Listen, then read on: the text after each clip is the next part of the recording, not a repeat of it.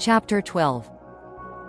Gogo met me at the airport, along with my advertising agent, my American perfume partner, and a towering young man with a shy smile. A crowd of reporters had gathered, full of eager curiosity at the sight of Skiap, arriving at such a moment. Eva Curie had already passed through on her lecture tour. An experienced speaker and writer, she was there on an official mission. I, on the other hand, could rely only on myself. I had no moral or material backing from the government, no connection to the homeland. Besides, I had never once spoken in public. I had always placed my trust in faith, but I didn't yet know how easily that faith could be misinterpreted. I dislike boasting, but I also believe that hiding facts out of modesty does a disservice to those who helped me, to my family, and to myself. A close friend would later say to me, "You fought the war on your own." And in many ways, that's exactly how it was.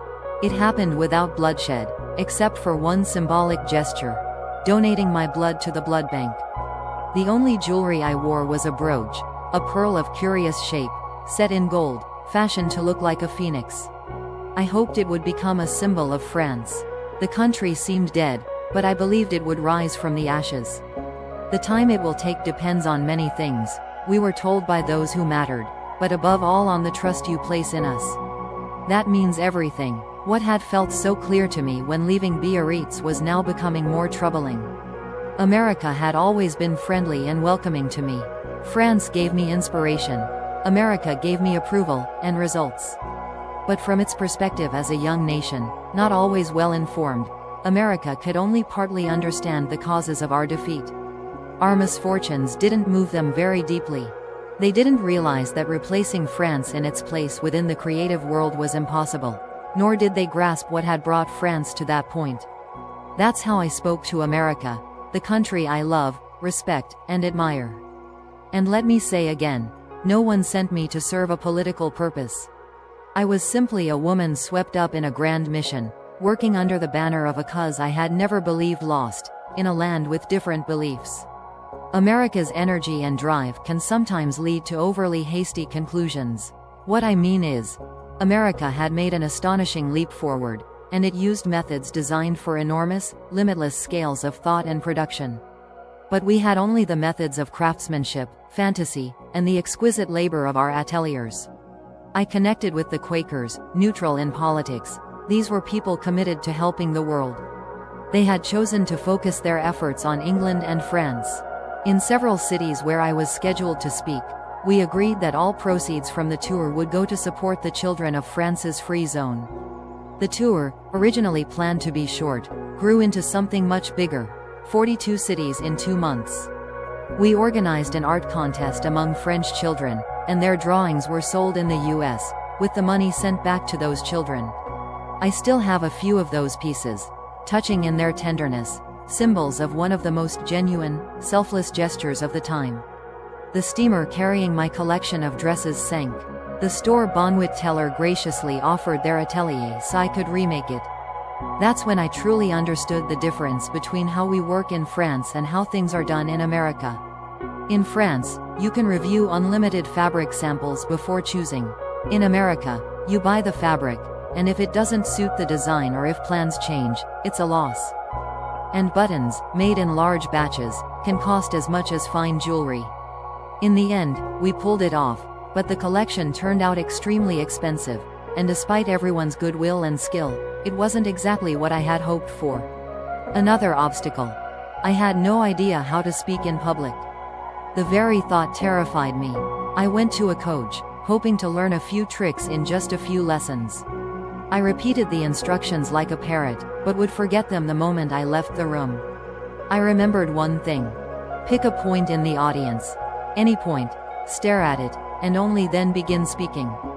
Never look people in the eyes. It was good advice, and with time, I got the hang of it. Eventually, I learned to conquer my fear, and the lectures went quite well. My first lecture was hosted by Lord and Taylor in New York, with 500 people in attendance. By the end of the tour, I was speaking before a crowd of 25,000 in St. Paul, Minnesota. Of course, the talks stirred debate. With the exception of the occasional fanatic shouting out of turn, I was greeted everywhere with real sympathy, interest, and genuine enthusiasm. People squeezed through crowds just to get close to me, to touch me, to give me small tokens they asked me to bring back to France. And the deeper I went into the American heartland, the less hostility I felt toward my mission. Take Louisville, for example, where all the gold reserves of America are stored in a tower in the middle of a vast plain, guarded day and night. In Oklahoma, I was welcomed by a Native American chief and princess, though they couldn't quite pronounce my name, and driven in a long car decorated with giant, shocking, pink bows, like a phoenix in the Arizona desert, adorned with huge pink spots. They gave me 2 days of vacation so I could visit the canyons, natural castles sculpted from red and orange earth, and the local university built in the mountains. There, the rooms had only 3 walls, the 4th open to the wild, with a fire constantly burning to keep animals away and protect the students. I'd grab rushed breakfasts in women's clubs, fresh salad and ice water, roadside taverns, fried chicken, or straight from a tray in the car. I stayed in warm, welcoming homes where problems seemed to vanish and happiness hovered like a lullaby. I arrived in Hollywood late because of a faulty plane. Police cars, sirens blazing, raced me across the city to the train station, where an entire train had been held back for over 30 minutes just for me. A frantic conductor darted around, asking, "Where is Madame Sarsaparilla?" Next, I went to Canada. In Montreal, the train station was filled with French Canadians, women in Alsatian national dress, men who looked like peasants from France's oldest, most remote regions. One of them came forward, kissed me soundly on both cheeks, and exclaimed, "Oh, beautiful ugly woman," with their old-fashioned accents. They expressed such joy and tenderness at seeing someone who had safely arrived from their historic homeland. In Victoria, I gave a lecture in a closed department store draped in white sheets. The French consul brought me to the hotel and told me there were visitors waiting. 3 French sailors entered, dressed in mismatched clothes. Due to a series of strange bureaucratic issues, they had been stranded in Canada, young, confused, and overwhelmed. I promised to help, though I didn't offer much hope. My influence was limited. Yet somehow, a little while later, they were transferred to Africa and joined the fight. From Victoria, I left in terrible weather that slowed all transport and arrived late in St. Paul, Minnesota. Though exhausted and grimy, I was pushed onto a stage in the largest hall imaginable, 25,000 people, packed in and waiting. Despite the snow, ice, and storm, they had come not just to see me, but to hear what I personally had to say, to hear about France. And in that moment, a woman from the so-called world of frivolous fashion, with only simple words of hope, managed to move their hearts, while so many politicians had failed to earn trust, even through radio broadcasts. When I returned to New York in December 1940, I upset my daughter and friends by announcing I was heading back to Paris. Yes, I must have lost my mind. Shouldn't someone have taken me to a doctor to examine my sanity? Gogo and her American sweetheart were dreaming of marriage. But despite all my love for her, I wouldn't change my decision. On the eve of my departure, I threw a big party at a Hawaiian restaurant on Broadway. Everyone danced and drank too much, trying to forget that by morning I'd be gone. Aboard a tiny, ancient steamer barely kept afloat for numbers' sake. We returned at dawn, giddy and pretending reality didn't exist.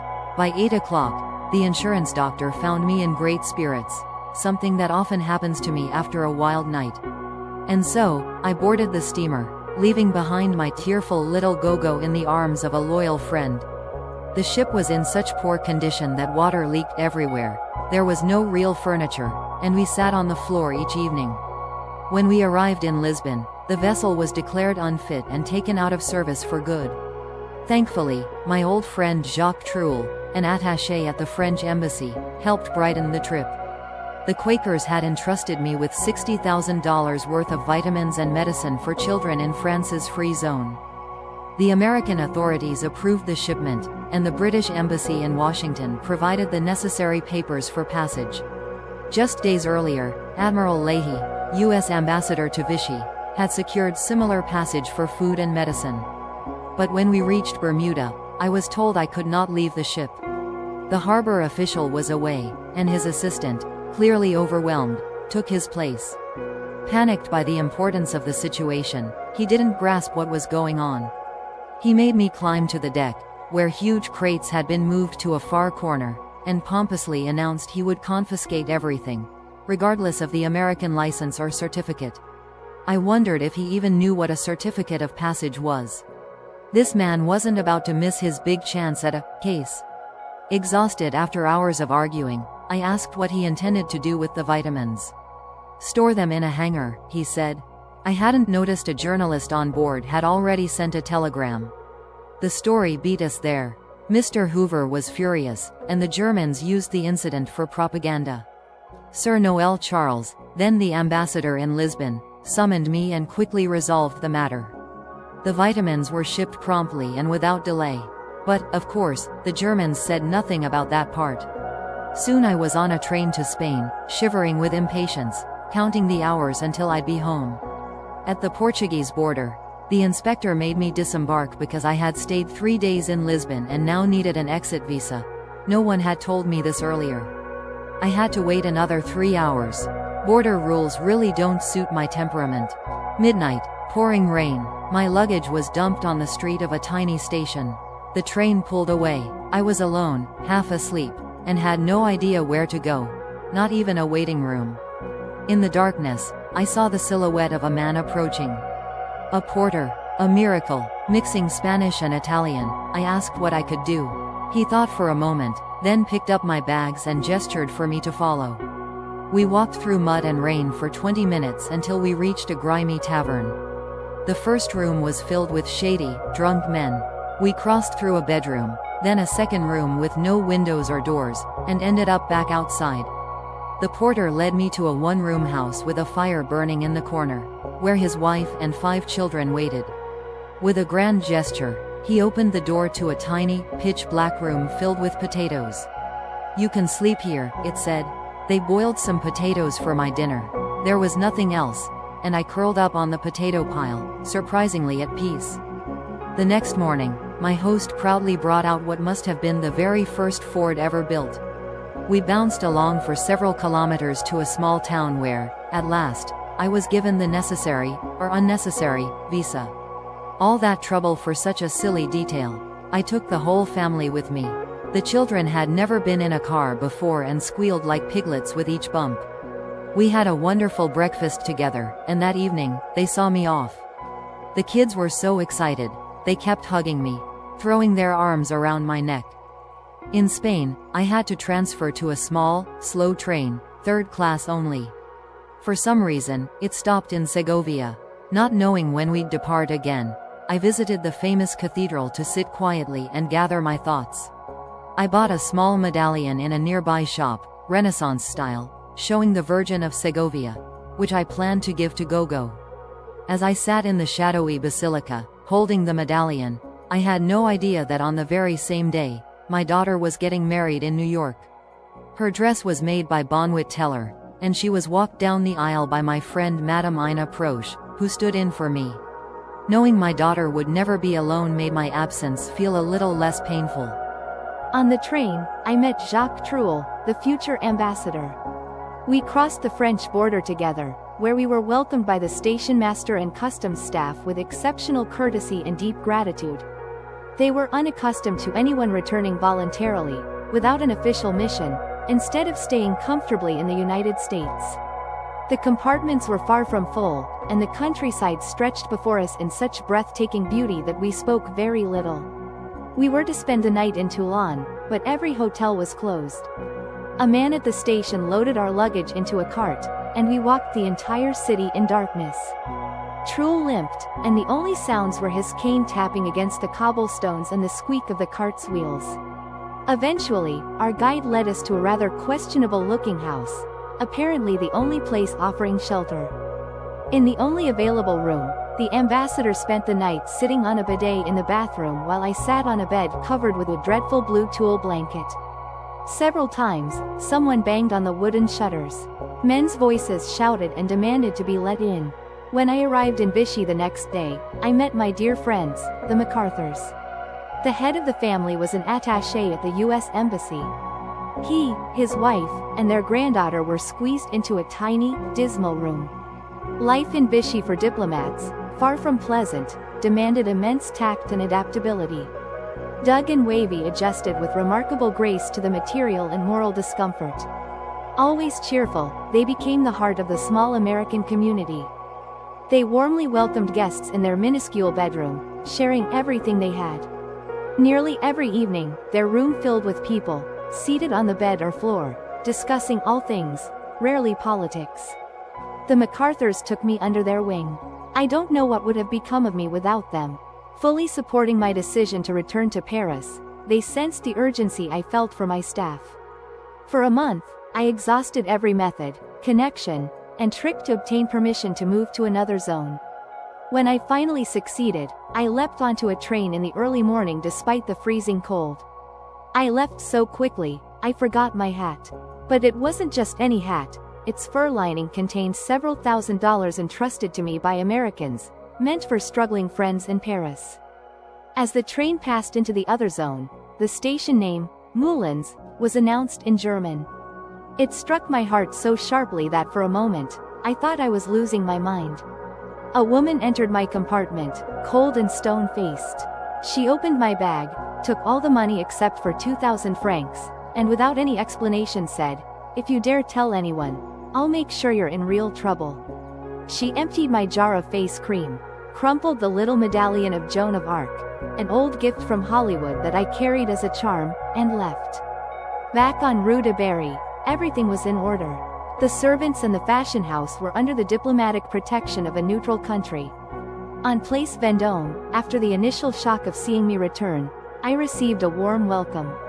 But people were so stunned by my voluntary return that I understood. I had not risked everything in vain. Business, however, was laughably bad. So often in America, I'd heard people, often not even Americans, ask with disdain, how can the French work for the Germans? But the truth was, most French people didn't work for the Germans. And those who did weren't everywhere, just as thieves and prostitutes aren't found on every corner. The French worked to survive, to keep their families and their country alive. They were following the oldest instinct in the world. And if they didn't, the Germans would have turned France into a vast cemetery.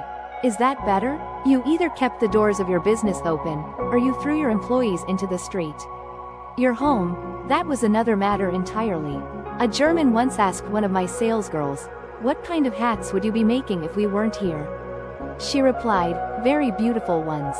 Of course, some grocers and shopkeepers grew rich by selling essential items at outrageous prices. People paid because they feared there would be nothing to eat the next day.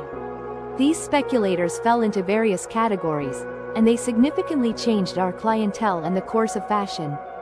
Broad, padded shoulders, narrow waists, short skirts that fluttered like kites on a bicycle, or revealed practical trousers, or left nothing at all to the imagination. Short jackets, graceless, nicknamed Canadians. Complex hairstyles.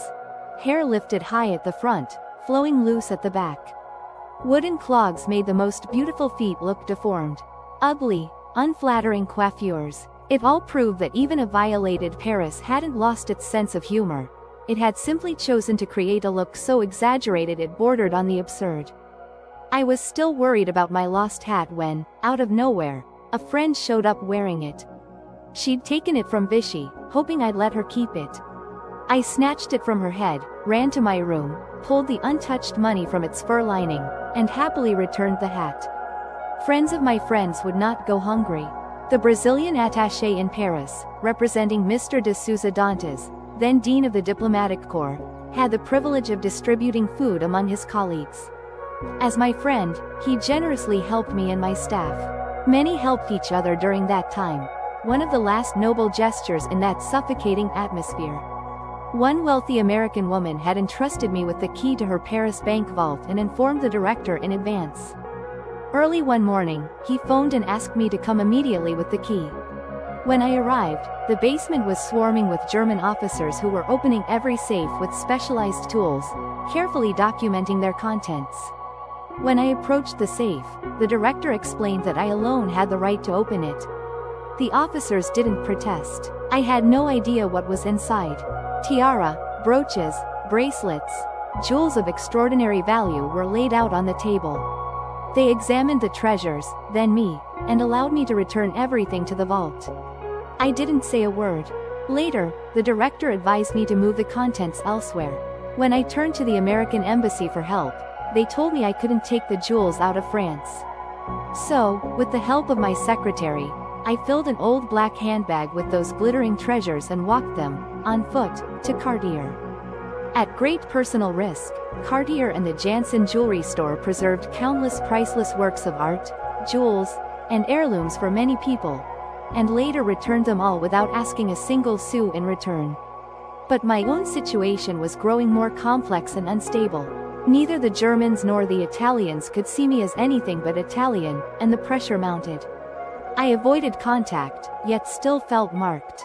One day, an American embassy advisor invited me to his office. He informed me that he and his staff would be leaving France in a few days and strongly urged me to go with them. If I stayed, I'd be of little use, and my staff might feel safer without me. But it's hard to surrender to necessity without a fight.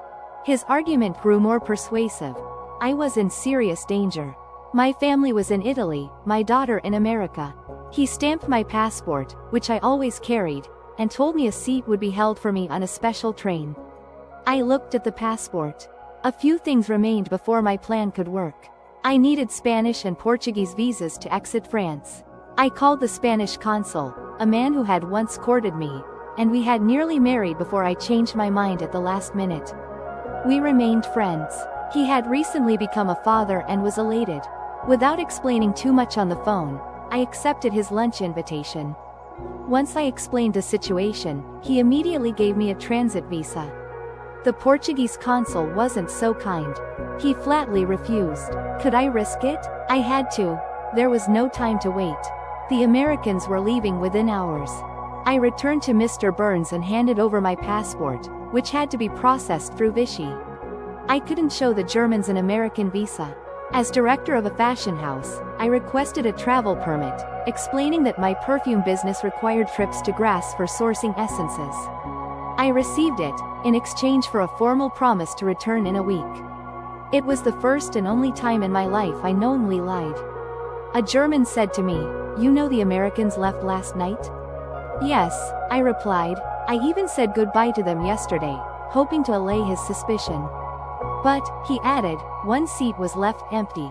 Again, I was leaving my staff behind to manage everything. I offered my house to the Brazilian minister, but he was called back to his country. The house was then entrusted to Italian diplomats. Mr. Meunier took charge of my business on Place Vendôme, a classic French bourgeois with a Jupiter-like beard and a discreet, ironic smile. Incapable of dishonesty, I knew he would never collaborate with the Germans or betray my trust. My secretary Yvonne, whose second name should rightly be loyalty, preserved my presence in the years to come. Tirelessly protective, she safeguarded my interests with unwavering vigilance. I left Paris again on May 11th, after returning on January 11th. The number 11 seemed to follow me everywhere on my journey. The train was packed, and my departure went unnoticed. At the American embassy in Vichy, my passport awaited, but I still didn't have authorization to leave France or enter Portugal. My American friends, Admiral Hellingcatter and his lovely wife, Woody Wenner from the embassy, and the MacArthurs, were overjoyed to see me again. They tried every way to help me, but without some kind of trade-off, there was no support from Vichy. Then, they found a way. They took me to a tiny village, its name I can't recall, where a kind old man, briefed in advance, handed me a permit to cross the border without asking a single question. Back in Vichy, my friends sent me to Canfranc, a small station in northern Spain. There, a grey cardinal, named Lele, an unsung hero, held the fate of many secret travelers, especially young men eager to fight for the other side. This modest man, never named publicly, played a decisive role in many lives and never sought reward. He fed me, sheltered me, and put me on the next narrow-gauge train. That's how I reached Madrid. I carried a letter from Admiral Hellingcatter to Captain Wyatt, an American officer and pilot with a diplomatic post in Madrid. My visa allowed only 3 days in Spain, after which I risked internment. Stories circulated about those detained, stripped naked, held alone or in groups in dark cells, sometimes during an epidemic, where camphor in the beds added to the misery. So when I handed over the letter and was told the captain couldn't receive me, I froze. I left silently. Skiap walked slowly down the street, dazed by the sun, her limbs numb, tripping over the cobblestones. She had no idea what to do, convinced the Germans had already discovered her plans. They had, though not completely. But behind her, a man had been shouting, "Wait. The captain wants you to return." Captain Wyatt had seen her from the window. Something in the worn figure of the wandering woman had moved him. He welcomed her warmly, brought her to breakfast with the Portuguese ambassador, and secured her visa. Then he put her on the first train to Lisbon. He became her devoted friend. At the border, she spotted a familiar porter and his wife. They recognized her too and rushed to greet her. In moments, her compartment was filled with flowers. As the train pulled away, their family and children stood waving goodbye. Then Wyatt arranged for her to board the clipper in Lisbon. Thus, what seemed impossible became not only possible, but easy, thanks to friendship. I could not name names then. People often asked, "How did you manage to leave France under such circumstances?" But those who never asked, who trusted me without question, those were my true friends.